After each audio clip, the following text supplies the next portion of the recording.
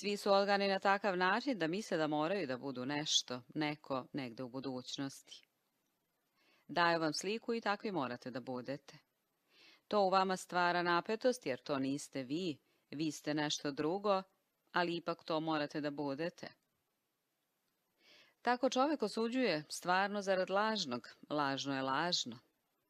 A ideal vas vuče ka budućnosti i izvlači vas iz sadašnjosti.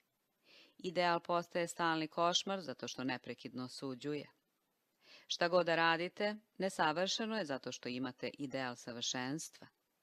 Šta god da postignete, to vas i dalje ne ispunjava, zato što imate suludo očekivanje koje se nikad ne može zadovoljiti.